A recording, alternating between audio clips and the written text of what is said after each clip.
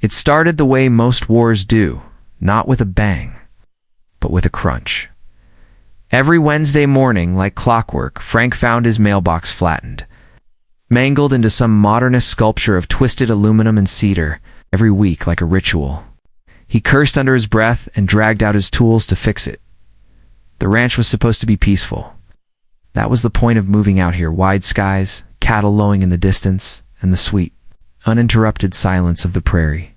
But ever since the Homeowners Association installed their new patrol drones, peace was a memory, and the war had begun. The drones weren't subtle. Manufactured by some corporate startup named Vigilance Integrated, they rolled through the neighborhood on thick all-terrain tires, humming like bees with hangovers. HOA enforcement had gone automated, and the Civic Order Patrol System, or COPS, as they proudly called them, now handled neighborhood compliance with the cold precision of AI and none of the charm of a nosy neighbor. Frank had tried talking to the HOA, emailed, called, even went to one of their monthly meetings. But all he got was a stiff apology and a recommendation to move his mailbox 3 feet back from the road. Per Ordinance subsection 9C, he'd already done that, twice. It didn't matter. Every few days, a drone would lurch, just slightly, off course during its scan, hit a patch of gravel wrong, and thud into the post like it was playing robot polo. He watched them one night, sitting in the dark with a beer, his old dog Luther snoring beside him on the porch. Sure enough, around 2:17 a.m., one of the units made its slow crawl down Ridgeback Lane, blue lights scanning house numbers. As it neared his driveway, Frank leaned forward. The thing barely hesitated before drifting off the gravel shoulder and crushing the new box he'd installed just that afternoon. Luther raised his head and huffed once. Frank took a slow sip of his beer. "That's it," he said to no one in particular. The next morning, instead of grabbing nails and a replacement post, Frank walked into the barn and opened a long-forgotten steel locker tucked behind hay bales and rusted tools. Inside were pieces of a life he'd left behind: a dusty duffel bag full of sensor modules, plasma arc cutter, and a communication scrambler the size of a lunchbox. Memories of his time in the forward tech division flickered. Back, not just war, but the bleeding edge of what came after war.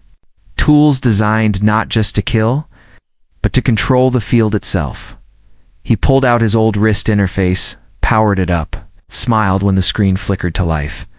Maybe the HOA couldn't be reasoned with, but technology could be. Taught a lesson. For the next 2 days, he worked in secret. When the neighbor's kid biked by and asked what he was building, Frank just said, "A better mailbox." And he wasn't lying. The new structure looked ordinary enough. Same red flag on the side, same weathered wood finish, but inside, it was another story. The core was built from a compressed carbon lattice, lined with directional shielding and a gyroscopic stabilizer. Embedded just beneath the surface was a layer of reactive mesh, the kind that could sense velocity and vector, push back with equal force. By the time he finished, the sun was setting. He stood back, wiping sweat from his brow, and admired his work. The mailbox Mark I to most eyes, it looked like any other ranch mailbox. But it was waiting, and when the next patrol drone came rumbling down the lane, it would find that this time, the mailbox wasn't going to move. 2 nights after the Mark I had been installed, the drone came again. Out! It was Patrol Unit 14 this time. Judging by the flickering tag on its rear, Frank watched from the darkened porch, Luther at his feet. The soft glow of the unit's scan light sweeping lazily across the dirt road. He didn't say a word, just sipped his coffee black, hot, and strong enough to wake the dead. When the drone made its usual off-angle drift toward the mailbox, it all happened in under a second. There was a sharp metallic impact, a sound like steel slapping concrete, followed by a strange digital whine. Patrol Unit 14's entire front chassis folded in on itself. It stuttered, reversed briefly, then shut down entirely, collapsing like a drunk moose into the ditch. Frank didn't smile, but he did nod once. Message delivered. The next morning, he got a visit. Not from the HOA, not directly. No, they never bothered with human contact anymore. Instead, his holopad pinged with a Lore's 3D image of Ms. Lucinda Carver, HOA president, blinking with artificial concern. "Dear resident," she began in her reedy voice, "we regret to inform you that one of our civic order patrol systems experienced an unexpected collision near your property. Please ensure your roadside features comply with Impact Absorption Ordinance 14D. She didn't mention the damage to the drone. She didn't have to. The threat was implied. Change the mailbox. They'll be back." Frank shut off the message and leaned against his kitchen counter. This wasn't over. They would escalate. HOA types always did. Rules were their religion. Someone had just desecrated the altar. He needed backup. Frank walked back into the barn, opened a hidden panel beneath the workbench, and unrolled a canvas sheet with a long-unused communicator embedded in its folds. The thing was old, pre-neural net era, but it still worked on back channels. Frank tweaked the dials, waited for the warm hum of connection, and keyed in a code he hadn't used in 15 years. "Dustwalker to Scorch Trail," he said. "You out there, you miserable bastard." A pause, then static. Then a voice gravel thick with cigarette smoke and desert wind. "Scorch Trail here. Thought you were dead or gardening." "What do you want, Dusty?" Frank chuckled. "A little of both.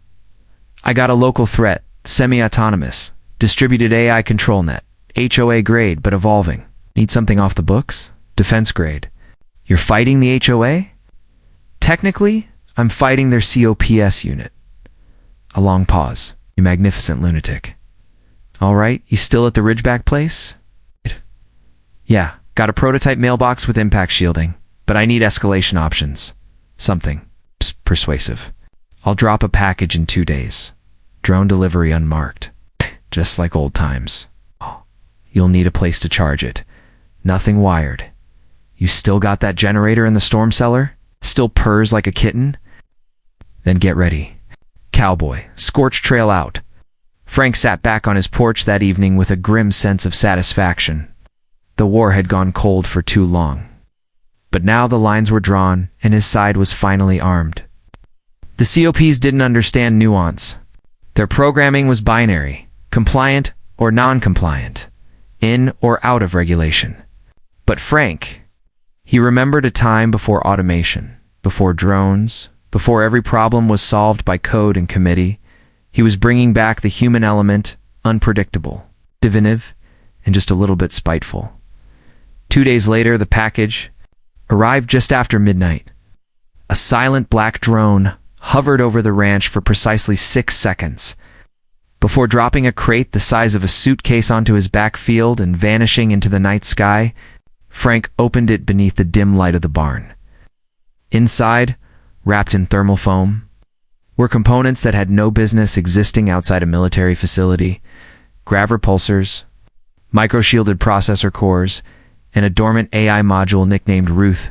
Frank grinned. Time to upgrade the mailbox. The installation of the Mailbox Mark II took longer than Frank expected, not because the tech was complicated, but because it demanded precision. This wasn't just a reinforced box anymore. It was a tactical defense unit wrapped in cedar siding. What Scorch Trail had delivered wasn't surplus. It was bleeding edge, experimental even. The grav repulsors alone were small miracles, humming softly when powered. Designed to adjust to impacts and deflect with calculated resistance, the AI core, affectionately nicknamed Ruth in the old files, had a dormant combat assist personality profile. Frank modified it: less combat, more neighborhood diplomacy. "Ruth," Frank muttered as he bolted her into the mailbox chassis, "you're going to teach those rolling tin cans a lesson in manners?" Her core pulsed once. A soft voice responded, clear and calm, with the slightest Midwestern lilt, initializing situational awareness protocols. "Good morning, Frank. Are we expecting trouble?" He smiled. "Let's call it an educational opportunity." That night, he installed the unit under the cover of darkness. On the surface, it looked like any other mailbox, stilted slightly from years of wind. The paint faded in that charming, rustic way. But inside, Ruth was watching. Her sensors extended outward like invisible feelers, scanning heat signatures, vehicle telemetry, and pattern prediction algorithms. She learned fast already, triangulating the patrol paths and reaction times of the cops units from historical data and road vibrations at precisely 2:21 a.m. Patrol Unit 9 rounded the bend. Frank was awake, watching from the porch with his second cup of coffee steaming in his hand. He knew this unit. It was slightly off calibration, prone to drifting. Half a meter too far left during its westbound pass. He'd bet cash it would clip the box. He was right. The drone's sensors flickered briefly, misjudging the shoulder. Its tread slipped on loose gravel. It began its usual slide toward the mailbox, unbothered, unknowing. Then it hit. Or rather, it should have. At the last millisecond, Ruth activated the grav repulsor field. It didn't just resist the impact, it redirected it. The force looped back into the drone's front treads, flipping it sideways and sending it skidding into a spin. The entire 600-pound unit careened into the ditch with a. The HOA sent their first real challenge on a Saturday night, a newer model. Its designated patrol unit thought at 22, it was sleeker, was better shielding and, more importantly, a remote link to the HOA mainframe. It approached the mailbox slowly, making no move to strike, simply stopping inches from the wooden post. A long arm extended from its side, ending in a spiral antenna and a small plasma cutter, clearly prepared to dismantle the structure for inspection. Ruth reacted before Frank could even stand. A sharp hum filled the air, and the mailbox emitted a pulse silent to human ears, but catastrophic to the drone's sensor suite. That A-22's arm froze, mid-extension, its lights dimmed. Then it juddered, backward, retreating a full 10 feet before going completely still. Locked-in diagnostic reboot, attempted disassembly blocked, Ruth reported. I scrambled its data link, looped its telemetry into a recursive hallucination cycle. It now believes it is a mailbox. Frank laughed. A full, loud belly laugh that startled Luther out of his sleep, but the HOA wasn't done. Later that night, 2 altitude compliance drones swept over the ranch in formation, trailing a grid of surveillance lasers. They weren't scanning anymore, they were mapping. Likely trying to triangulate Ruth's core signal and determine where her AI processor was hidden. What they didn't know was that Ruth's consciousness was distributed across multiple embedded nodes, each nestled in layers of carbon and lead shielding. You couldn't isolate her. You couldn't hack her. She was, by design, unfathomably difficult. The next day, a small quadcopter hovered just outside Frank's property line. Broadcasting a hello massage from the HOA, Lucinda Carver's face shimmered into the air. Larger than life and very irritated, dear resident. She began in a tone that oozed plastic courtesy. Your current roadside installation has been flagged for non-compliance under Emergency Ordinance 19F. Subsection, Unauthorized AI. Deployment on residential grounds. You are required to submit a teardown protocol within 24 hours or face direct intervention. Frank raised an eyebrow. Direct intervention? He muttered. Ruth piped up in his earpiece. They're calling in the Class A units, Frank sighed. So, the gloves are off. That evening, he and Ruth began Phase 2, from the barns. Underground storm shelter, he activated the backup generators, rerouted the property's power grid through a series of isolation coils, and fired up the inertial dampener Scorch Trail had included as a just-in-case. Ruth's interface lit up across the basement wall blue lines, forming a schematic of the ranch, including new overlays for defensive zones and kinetic redirection arcs. Do you really think they'll send a Class A? Frank asked, half to himself. They will. And soon. I've intercepted their planning signals. They want to make an example out of you. Frank wiped his hands on a rag, then slung his old field pack over his shoulder. Then let's make it mutual. That night, the mailbox sat quietly at the edge of the property like it always did. Still, silent, ordinary, but inside. Ruth was awake, watching every movement, preparing every possible response. The HOA was preparing for war. They just didn't realize the battlefield was already hers. It began with a tremor, barely perceptible, just enough to rattle the tin mugs in Frank's kitchen cupboard. Out on the edge of the property, Ruth detected the seismic footprint instantly. Unmarked atmospheric entry detected, she said calmly. Trajectory suggests vertical insertion. Vehicle class. Class A Enforcement Unit. ETA, 46 seconds. Frank didn't flinch, stood in the barns. Control center, surrounded by makeshift consoles wired into repurposed agri-tech. Ruth's core pulse flickered along the ceiling like veins of light. He reached down and activated Protocol 7, the last contingency plan. The one they'd both agreed was only for when diplomacy, deception, and direct defense all failed. Hadn't wanted it to come to this, but the HOA had made it clear. This wasn't about rules anymore. It was about power. The Class A unit dropped like judgment from the sky. It landed just beyond the mailbox, kicking up a wall of dust and loose gravel. Taller than the drones, it moved on a four-legged chassis, its frame plated in shimmering black. Alloy. A vertical column on its back swiveled to reveal a compliance cannon the size of a fence post. It hummed as it scanned, broadcasting a final. Prescripted warning. Resident 14B, you are in violation of multiple municipal protocols. Disengage. And submit to audit. Frank watched from behind a blast shield in the barn. Ruth's voice in his ear comes blocked. It's operating in isolated mode. Fully autonomous. No HOA oversight. Good, Frank said. Let's give it something to think about. The unit advanced. At the property line, it paused, its sensors lighting up as it targeted the mailbox. It took one slow, deliberate step onto Frank's land, and that's when the trap sprang. The mailbox pulsed once, its outer layers shimmering faintly. Ruth activated the quantum anchor, an illegal prototype designed to collapse targeted local space just enough to distort matter movement. The Class A unit staggered mid-stride, suddenly disoriented. Time and inertia warped around it. Systems screamed in protest. I've destabilized its core gyroscope, Ruth reported. Thinks it's falling upward. The machine bucked. Legs flailing, its cannon swiveled wildly, unable to lock. Before it could recover, Frank triggered the next phase. A kinetic reversion pulse.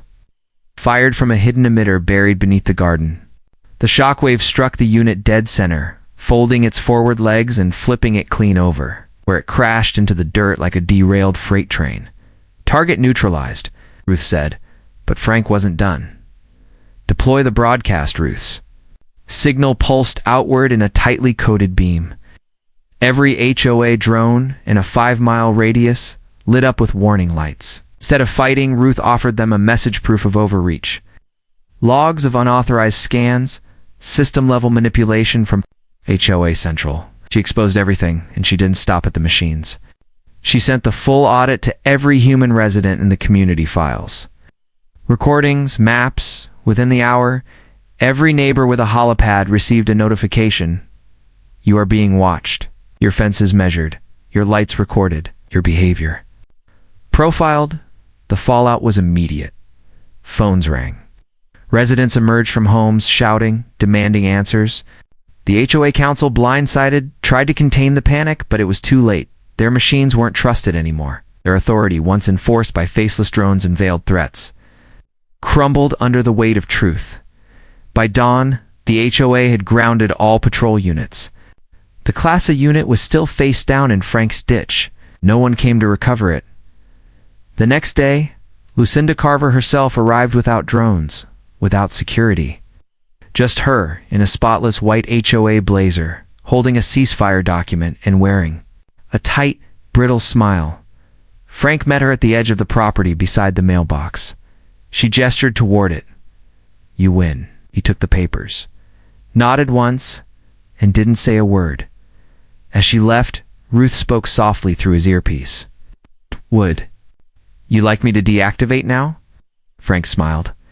Nah, let's keep you running, just in case they forget.